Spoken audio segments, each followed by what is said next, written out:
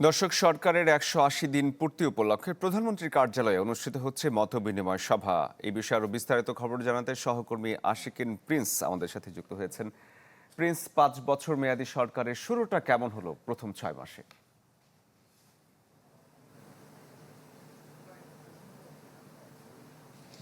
শরীফ, প্রধানমন্ত্রীর কার্যালয়ে শাপলা হলে যে মতবিনিময় সভাটির আয়োজন করা হয়েছে, সেই সভাটি এখনও শুরু হয়নি। হয়তোবা কিছুক্ষণের মধ্যেই এই মতবিনিময় সভাটি শুরু হবে।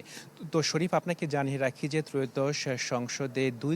ত্রয়োদশ সংসদ নির্বাচনে ২/৩ আসন নিয়ে ক্ষমতায় আসে বিএনপি এবং পরবর্তীতে এবছরের ১৭ ফেব্রুয়ারি প্রধানমন্ত্রী তারেক রহমানের শপথের মাধ্যমে এই সরকারের যাত্রা শুরু হয় এবং এই সরকারের ১৮০ দিন অর্থাৎ ৬ মাস পূর্তি উপলক্ষে কিন্তু এই মতবিনিময় সভার আয়োজন করা হয়েছে। তো এখন প্রশ্ন যে এই ৬ মাসে সরকারের পারফরমেন্স কীরকম, সেটি নিয়ে কিন্তু আসলে মূল্যায়ন আলোচনা চলছে।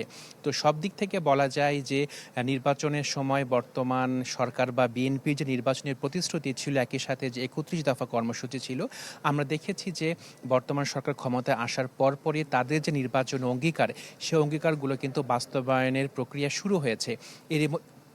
এরই মধ্যে ফ্যামিলি কার্ড বিতরণ কার্যক্রম শুরু হয়েছে, কৃষক কার্ড বিতরণ কার্যক্রম শুরু হয়েছে। এছাড়া বৃক্ষরোপণ যে কর্মসূচি, ৫ বছরে ২৫ কোটি বৃক্ষরোপণ কর্মসূচির যে টার্গেট, সেটাও কিন্তু আসলে শুরু হয়েছে।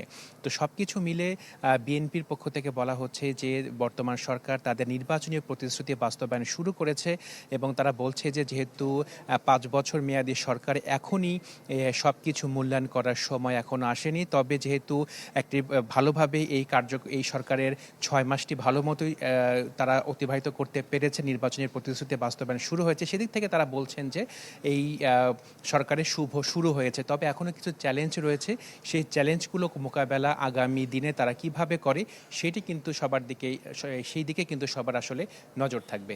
শরীফ। প্রিন্স, ধন্যবাদ আপনাকে। দর্শক, তেজগাঁওয়ের প্রধানমন্ত্রী কার্যালয় থেকে সহকর্মী আশিকিন প্রিন্স আমাদের সাথে যুক্ত ছিলেন।